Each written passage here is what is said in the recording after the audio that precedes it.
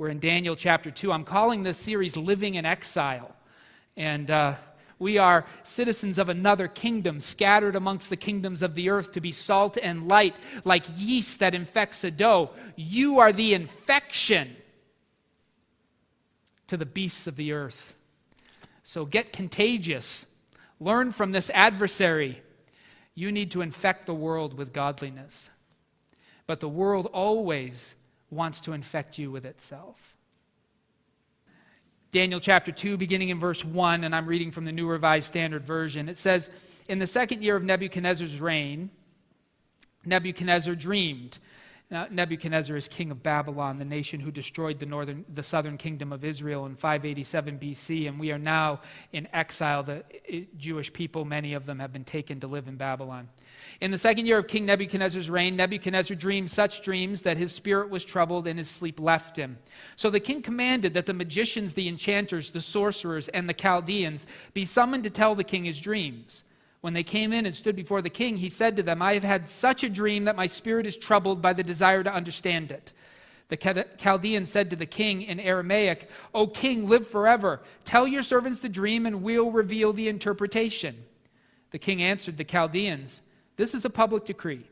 If you do not tell me both the dream and its interpretation, you shall be torn limb from limb, and your houses shall be laid in ruins. But if you do tell me the dream and its interpretation, you shall receive from me gifts and rewards and great honor. Therefore, tell me the dream and its interpretation." They answered a second time, "Let the king first tell his servants the dream. Then we can give its interpretation."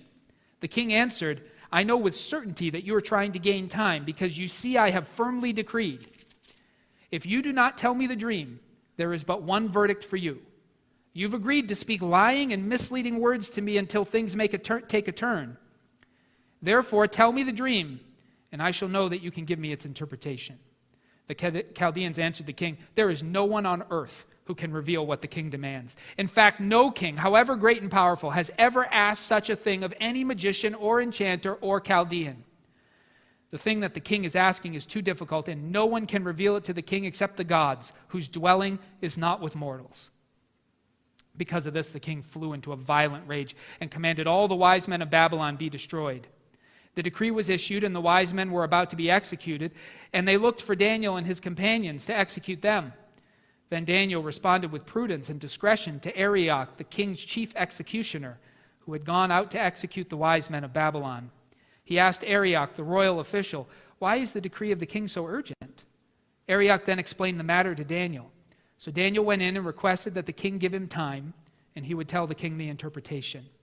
Then Daniel went to his home and informed his companions, Hananiah, Mishael, and Azariah, and told them to seek mercy from the God of heaven concerning this mystery, so that Daniel and his companions with the rest of the wise men of Babylon might not perish.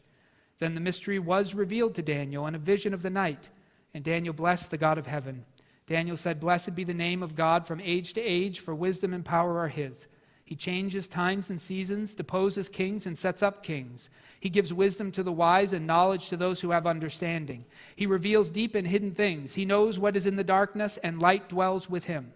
To you, O God of my ancestors, I give thanks and praise, for you have given me wisdom and power, and have now revealed to me what we asked of you, for you have revealed to us what the king ordered." This week I've reflected again on this story.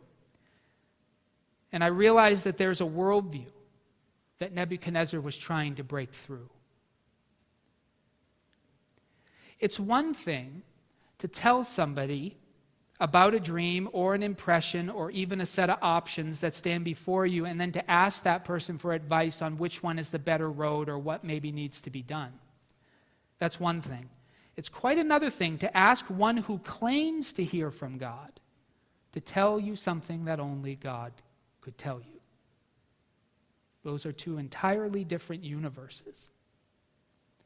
Why do you think Nebuchadnezzar asked this of his wise men and his magicians and his Chaldeans? Those are all just the prophets. Israel would call those prophets. Some scholars have suggested that Nebuchadnezzar was upset by his dream, but he couldn't remember it. Do you think that's what was going on? Have you ever woken up and you knew you had a significant dream, but you couldn't for the life of you remember what it was about? And so some people think he did this because he didn't know the dream. but he wanted someone to remind him of what it was. I guess that's possible. But I think that Nebuchadnezzar believed that this dream was significant and that he was cautious about sharing its contents with anyone who might misinterpret it, because as we'll see next week, the dream involved the total destruction of Babylon. I think this request also reveals that Nebuchadnezzar suspected that the religious institutions of Babylon, with all their prophets, were smoke and mirrors. Maybe Babylonian religion was fine for the normal humdrum of everyday life, but in a situation in which Nebuchadnezzar needed real answers, he needed a real prophet. I suspect he figured this request would shake out the false ones. The people who just hung around and they always had a word from God, but when it really comes down to it, they're not really the real deal. He probably figured there's got to be some true prophet in my kingdom. I mean, it's Babylon after all. It's the largest kingdom on the earth at the time, full of wealth and power, conquering every nation. There's got to be a true prophet in this place, right? So he shook the tree. Nothing fell out. Nothing except Daniel. But that's not what Nebuchadnezzar expected. As we journey through this first interaction between Daniel and King Nebuchadnezzar, this is the first time we ever see them interacting in the text directly. We're going to consider deism. We're going to talk about what it really means to starve for the presence of God. And we're going to talk about what it means to have a faith that is severe. A severe faith. I want to talk first, though, about the seductiveness of deism, and I'll define it. This is Daniel chapter 2. It's verses 1 to 11 this point comes out of, but I'm just going to read verses 10 and following. The Chaldeans answered the king, "There is no one on earth who can reveal what the king demands. In fact, no king, however great and powerful, has ever asked such a thing of any magician or enchanter or Chaldean." For Israel, those were prophets. They had different things in Babylon. "The thing that the king is asking is too difficult, and no one can reveal it to the king except the gods, whose dwelling is not with mortals who aren't here." It's easier to believe in a disconnected deity. That's what deism is, a disconnected deity. It's easier to believe in a creator who set up all the rules by which we live on earth, and now he is separated and standing above it all, watching it all unfold. That's easier to believe that. There's such regularity in nature, there's such cause and effect built into our experiences of the world, that it's simpler to believe that our experiences on earth are explainable by natural laws and impersonal forces. It's easier to believe that. It's simple to believe that God created the world in such a way that godly behavior will be rewarded in time and that evil behavior will be punished in time. It's easier to believe that's the nature of reality. Then, when blessing comes, we can say, well, that's the way God designed the world to work, and we can give him thanks for the blessing that came. But the real reason I have blessing is because I sowed to the Spirit, right? And when judgment comes, then we can just say that's a natural consequence of living out of balance.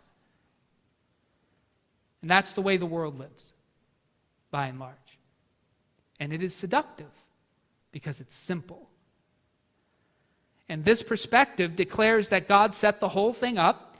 He designed it carefully. He got all the math done and all the physics, and he got it all set up, moral too. And now, he doesn't meddle in it anymore. He doesn't have to. It's perfectly designed to correct itself. And if you believe that, then life can be somewhat easy to predict. So it's like catnip to Christians, because that way of understanding things is very easy to predict. And when something unexpected happens, we just assume there's always a cause that we can eventually discover. It's a Sherlock Holmes world at the bottom. Everything has an explanation if we just seek it. I know we don't claim to believe those things, but many of us live like they're true. Where it really shows up, this deism, this belief that God is disconnected, that he's really not meddling in the world, that everything is just cause and effect, reaping and sowing, action and consequence, those sorts of things. The place that this shows up most clearly for most Christians is in the realm of judgment. Our feelings about whether or not God will ever punish, whether he will ever discipline, whether he will ever judge us outside of the laws of nature, of cause and effect. After we've died, sure. But in this life, never. We say things like this: mercy always wins over judgment. Have you heard that? Mercy always wins over judgment, which is another way of saying God will not do anything in real space and time. Mercy is letting things go. Mercy is giving more time. So if mercy always wins, then inactivity wins over activity. God will never do anything because he's merciful. Cause and effect, reaping and sowing, mercy and forbearance, these are the theological foundations of our day. You might say this is what the church is built upon in many places. God is more of a concept than he is a person. He's more like a force of nature than he is an agent. It's seductive to live in a closed system in which God will never speak out of turn, in which he will never act out of bounds, in which he will never judge or condemn, and never cut short the time we need for our plans. It's seductive to live in that world, and for many Christians, God is simply another way of speaking of natural law and the reality of death, and that's all he is. And whatever we might confess with our mouths, our bodies and our behaviors speak the truth about us. And this was religion in Babylon, more or less. Officially, they believed in many gods. But the prophets of their religion, the magicians, enchanters, Chaldeans, were apparently aware of the fraud being perpetrated. However often they might have convinced themselves they were real and true believers. And King Nebuchadnezzar turned the whole system on its head by requiring at least one of those gods to act as a personal agent in real space and time and actually speak. And even more, he was willing to put his own prophets' lives on the line in his search for a real, personal, involved God. And that's what he was looking for. He was starving for God. That's our second point. Look at Daniel chapter 2, verse 12. Because of this, the king flew into a violent rage and commanded that all the wise men of Babylon be destroyed. The decree was issued, and the wise men were about to be executed, and they looked for Daniel and his companions to execute them. It seems that Nebuchadnezzar was ready. It's quite a dream he had, huh? He was ready to tear the entire system of religion down in the entire nation of Babylon if he couldn't find one person who could speak reliably for a god. And I say it that way because he's a Gentile. He doesn't believe in the God of Israel. So he's just looking for any god. That's Nebuchadnezzar. He's a pagan king. This dream had him shaken up, and shaken up enough that he was willing to execute every person who claimed to have interaction with a deity but could not tell him what only a god could know. That's quite a test. Was he testing God, or was he testing the prophets? This is how the psalmist explains it. As a deer longs for flowing streams, so my soul longs for you, O God. My soul thirsts for God, for the living God. When shall I come and behold the face of God? My tears have been my food day and night, while people say to me continually, where is your God? And this is the point at which we find King Nebuchadnezzar. So what is the response? How do we journey forward when we come to that? Well, you're going to need a severe faith. Look at Daniel chapter 2, verse 16. So Daniel went in and requested that the king give him time, and he would tell the king the interpretation. Then Daniel went to his home and informed his companions, Hananiah, Mishael, and Azariah, who we will know later as Shadrach, Meshach, and Abednego, right? and told them to seek mercy from the God of heaven concerning this mystery, so that Daniel and his companions with the rest of the wise men of Babylon might not perish. So Daniel goes and asks his friends to pray for a miracle.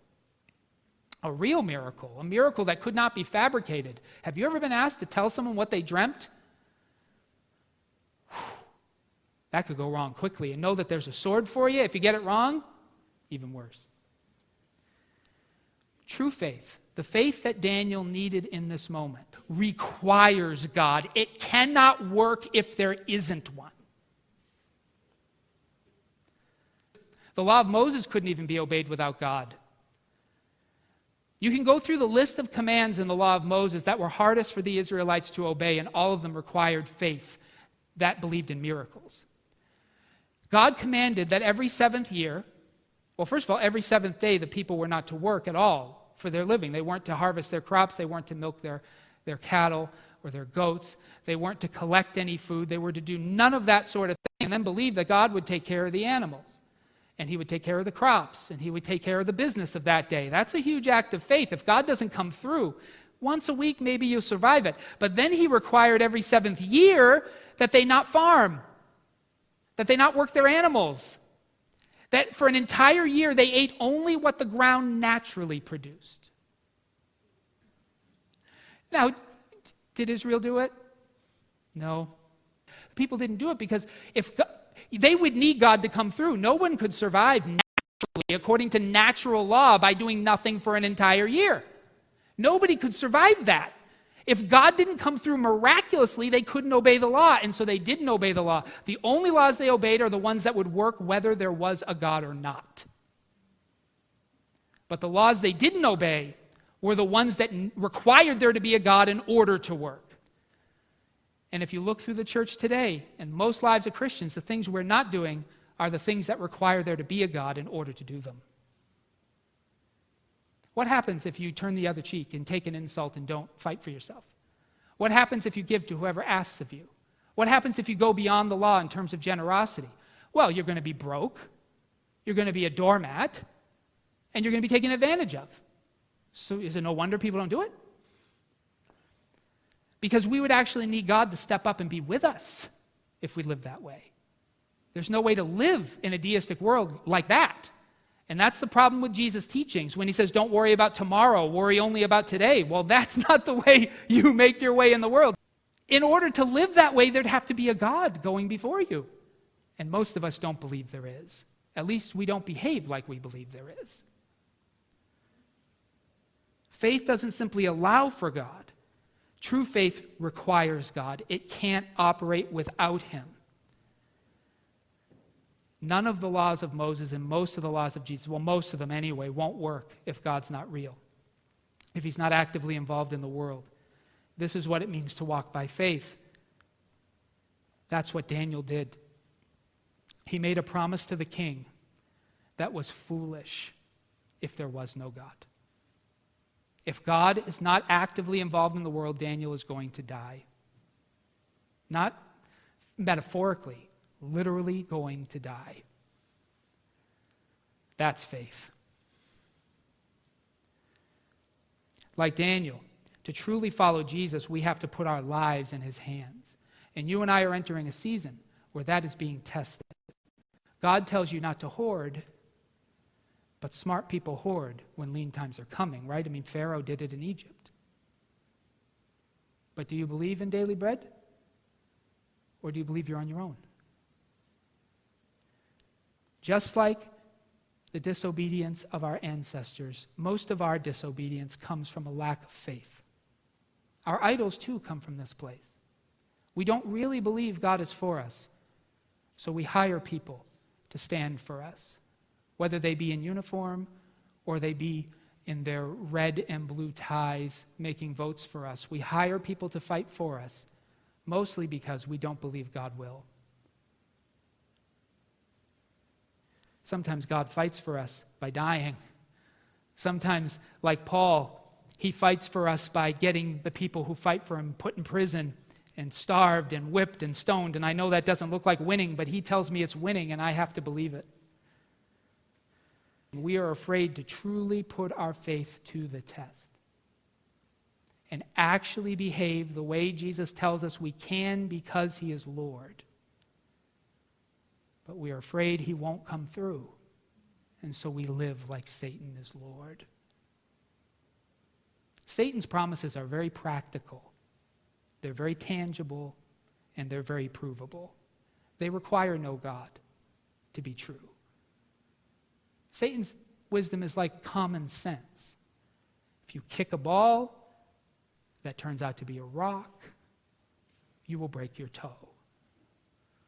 That's the wisdom of the world, and it's wise enough. Fair enough. It works. It's provable. It's testable. Makes me believe him. God's word is different. Sin is most often a way of insulating ourselves, of protecting ourselves from the world. And that's why we have idols. Idols are safe places. Houses, locks, governments, nations, military, armies. These are safety mechanisms. This is what sin is too. Most of us get angry because it feels protective. Sin always does, whether it's drugs, alcohol, anger, rage, lust, whatever it is, it's an insulation. It's like an anesthetic. Makes the pain lessen, protects us. Sin is most often a way of insulating ourselves, protecting ourselves, soothing ourselves, a way of hedging our bets, and that's how the idols get their place in our lives. It takes risk to take God at his word. It took risk. Now, Daniel had nothing to lose in a way because he was going to die either way, and you might say, if I was going to die either way, I'd certainly trust Jesus. But I'm hoping for a greater faith from you than that. Because Jesus already died, he already rose from the dead. We know things Daniel never knew, and still he was willing to take this risk. It takes risk to take God at his word. And there's no walk of true faith that won't put us at risk. So if you and I are looking for a way through this world that is safe, we will compromise our faith. At some point, we will have to. Because the way of Jesus actually doesn't work without him. There's no way to follow the Sermon on the Mount without Jesus. If Jesus isn't real, you'd be foolish to try. But if there really is a God with us, and he really does promise that he'll be true to his word, then it's not putting God to the test to actually do what he asks you to do. It's putting the false prophets who told you couldn't to the test. And that's what Babylon and Nebuchadnezzar was questioning. But you can be safe and sinful, or you can be vulnerable and holy, and there's really no in between. The world is tearing itself apart, looking for hope. But we are of those who know that God is in the water with us. We are those who know that if we follow him, no matter how foolish it seems, even if we're fools to the world, we will be walking with Jesus, and that is the road of life. Do you believe? This is the faith that saves. And not just the faith that saves you, but the faith that Jesus has given to us to proclaim to the world, that they too might know the God we know, and they might not fear death or loss or suffering or pain, because we serve a God who transforms that into life and life everlasting. He will not forsake you. He will not leave you, but he may lead you places you don't want to go. Will you still follow? If you say yes, the battle is out there. It's in your families, it's in your homes, it's in your places of employment, it's on the streets, it's in the public square, it's on Facebook and social media. That's the battle, and you are warriors. Fight like children of God and not like children of the world. And the kingdom will come. Just in you. And then one day, when God chooses to send the Son and we say, "Come, Lord Jesus," it will come in front of all of their eyes. But long before that, you can bring the kingdom. Because he brought it to you. So take it to them.